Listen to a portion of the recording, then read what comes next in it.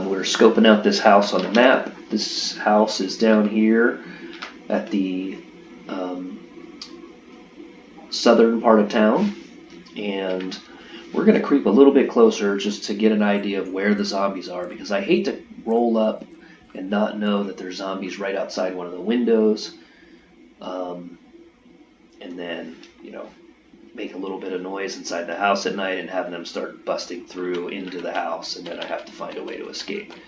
Again, it's telling me I see a Z9, which is a zombified police dog, a Z9 instead of a K9. It says that I see it, but, oops, I was holding a button down and I shouldn't have been. I don't know where the Z9 is. It says letter D, Z9. It does not show me on the map where it is. And I'm in this weird dangerous zone of not knowing exactly where the creature is, and I feel like it was over here somewhere before, unless it moved. The rest of this stuff is unseen. So there's a zombie dog around somewhere. Not the best. Oh, the zombie dog is in the back of the truck, and it is aware of my presence. Okay, not good. Not good at all. A zombified version of the German Shepherd dogs used in law enforcement, sitting on the back of the flatbed truck, and I did not notice until just now. So, most certainly this thing is going to chase me, and I may have to learn to use my spear the hard way. So, let's see what happens next. There is the zombie canine. Let's go ahead and zoom in a little bit more and get a good look at him before he comes over and destroys us. Yeah, it looks like a zombie police dog to me. Alright, well, the other good news is, see this window? It's open. That means I'm not going to have any trouble getting inside this house. Sometimes all the doors and windows are locked, and you got to smash a window to get in if you don't have any lock picks. But first we got to deal with the immediate issue, which is zombie dog. So, let's start to move and see how quickly this dog moves towards us. He's definitely moving into the truck. Gonna zoom down a little bit. Looks like right now I might be able to just run away and go back home. I think that might be what we try to do. I'm not so sure about my spear wielding skills, and I don't know how fast this zombie dog can move, or if it will be inclined to pursue me a long way. So let's see what happens. I am not running. That's one thing that I know for sure. I'm just walking. And I don't see the dog appearing at the bottom of the map, so I may have gotten away. So, that's seems to be the way it's going to be, I guess. So the dog is guarding the truck, maybe? Maybe it was a police truck, and he's still loyal to it.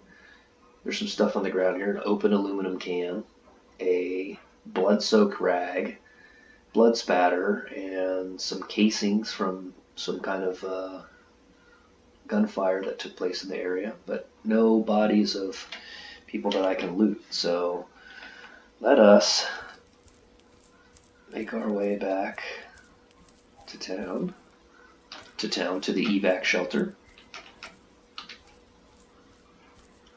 and then we will wait for nightfall and go rob one of these houses. Here's the street.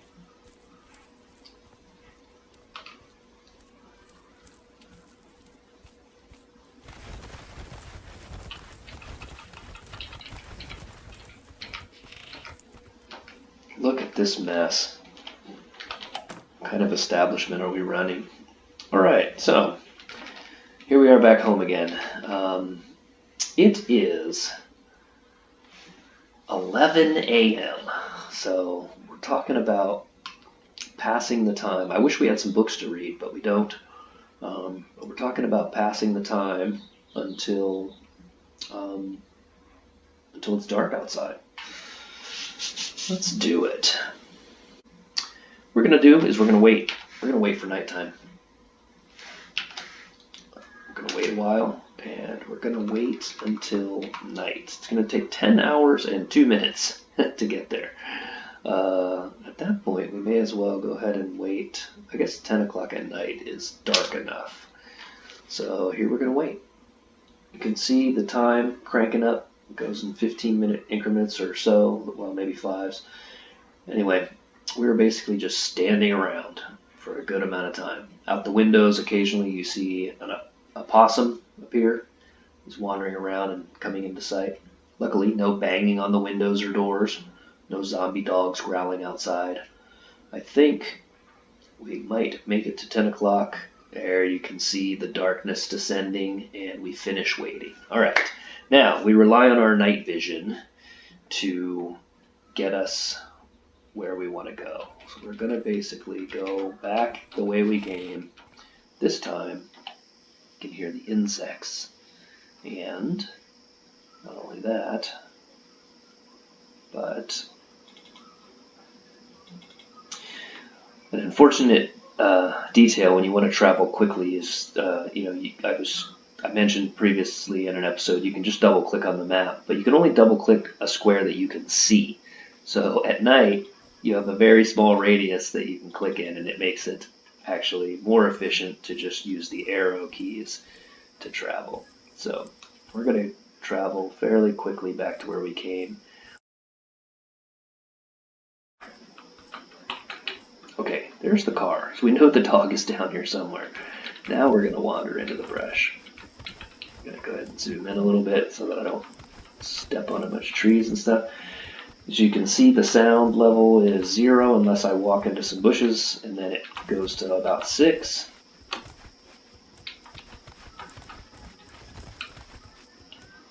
And I think just above me at this point is the house that I'm looking for. So I'm going to go ahead and creep up to my destination.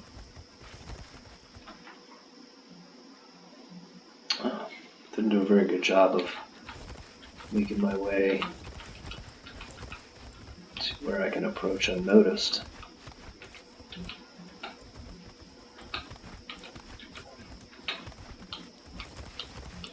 Here we go.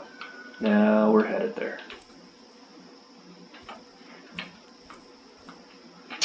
I think all this stuff on the ground is ash, and I don't know what causes this. All I know is that maybe it's not ash. Oh yeah, piles of ash. I see these like a radius of ash. It looks like something has incinerated everything in the area. I don't know what causes it. If it's a creature, I've not encountered that creature yet. Okay, the open window is over here. It's a little close to where the dog was, but hopefully that thing can't hear us. If it does, we're going to have our first spear fight. And we are inside the house. So, now we look around. A lot of items that are contained inside things, like a drawer or dresser or something like that, you can't actually see them until you're just adjacent to them, right? You can always use the capital V command to look at all the objects that you can see in sight, and it's telling me right now that I can't see anything in sight in this particular room, so we'll have to find something else to take. All right. Now over here, there's definitely some stuff. A glass bowl and a butter knife. Not the best of hauls. Oop, I just climbed up on the chair, which you should, I think, avoid doing because it probably makes noise.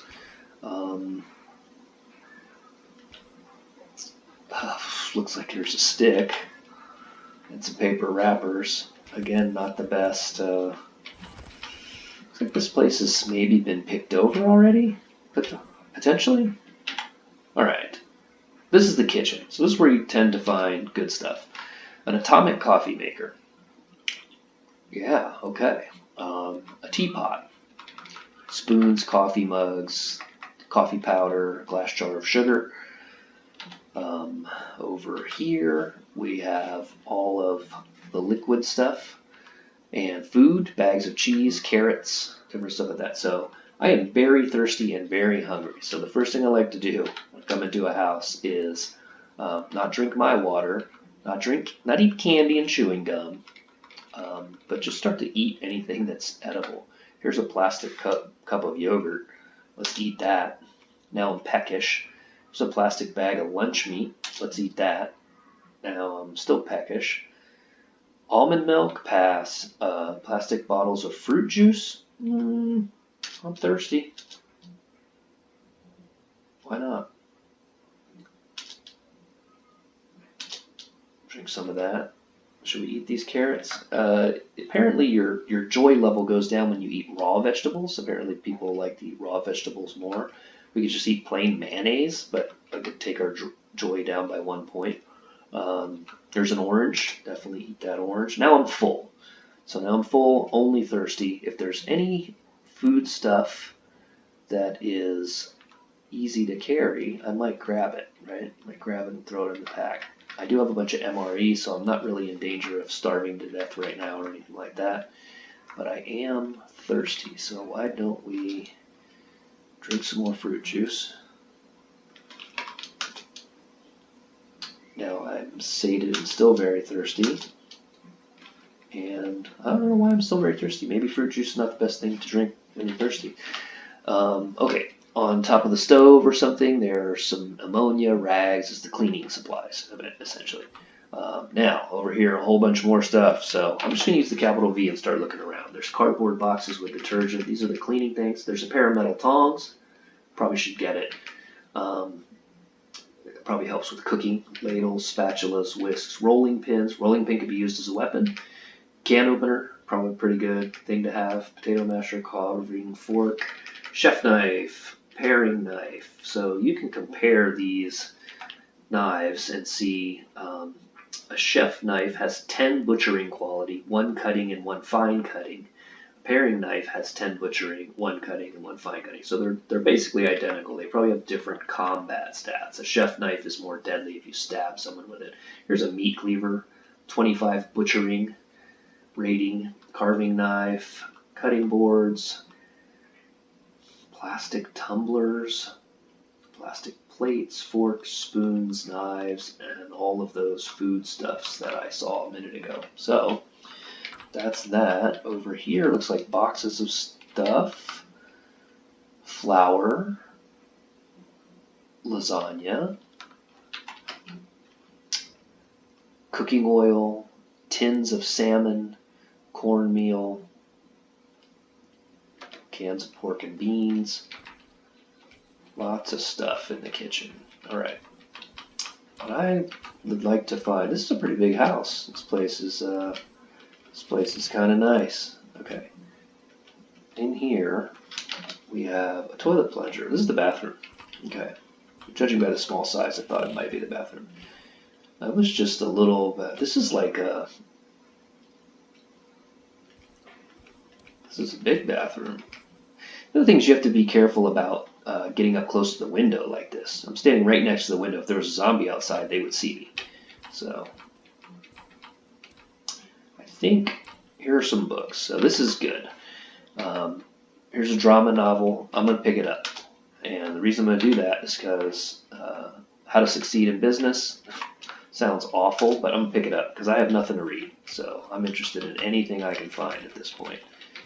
And that leads outside. So I'm going to go ahead and close that door back. Hopefully nobody heard it. And I'm going to creep into the living room, see what else I can find.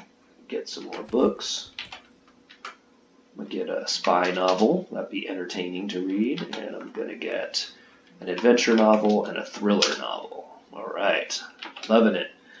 Stuff to read. So that allows me to pass time and actually get something done at the same time. So looks like, boy, packs of cigarettes. No thanks. I'll pass. Smoking's for losers. All you smokers out there, apologize. I know it's tough. And I'm sorry, it's tough. And I shouldn't have said what I said. That's this house. Unfortunately, we did not come across any sort of garage. Garages are great because you can find tools. Now, the good news is there is an open window down here on the other side of the couch. So I'm going to have to climb on the furniture a little bit. But I think I'm going to use the peek command to just see what would happen if I went out here. Okay, there doesn't appear to be a zombie like right here in the alleyway, so I'm going to go ahead and do that. And then I'm going to see if it's not possible to get into the house right across the way here. Oh, and a zombie. Okay, there was a zombie after all. Now, this is where it gets interesting. This zombie has most certainly sensed me. It is aware of my presence, and it will be coming, and it will be trying to kill me here pretty quick. So I think the smart thing to do is get back in the house, and then try to kill the zombie inside the house, and see if it makes little enough noise that more zombies don't come and try to get in the house. Worst case scenario, if I have to, I can open the door, jump over that fence, and just run off into the woods and then try to get back. But so far I have yet to actually fight a monster. I did stab one zombie before Blockhead shot him. So let's ignore that zombie and go ahead and move zombies in pursuit. We're going to climb.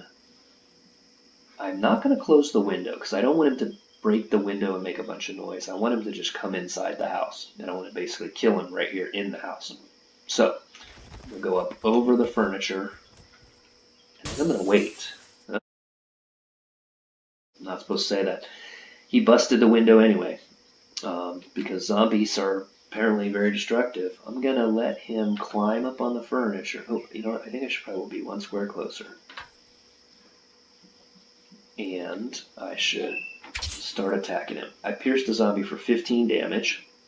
See, the reason I'm keeping this obstacle between me and him is he has to climb over it, and I know that slows him down. So he's likely to spend more squares where he's at and not adjacent to me. Now I believe he is adjacent to me. I don't know for sure though, but either way, I'm going to move here. And then here. And then attack. Hit him for 19. It was a critical hit, it says. Okay. Hit him for 23. I'm just ensuring that I'm like a couple of square. Ooh, I'm getting myself into trouble here because I'm basically running myself into a corner. Oh, okay. He tried to grab me, but I break its grab. Luckily, same thing.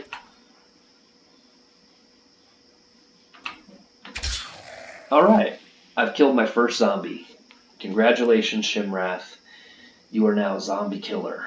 That was a little nerve-wracking. I kind of made a rookie move and ran myself into a corner. I should have tried to circle around the table and basically had a battle around the dining room table. All right. Stay tuned for part 3.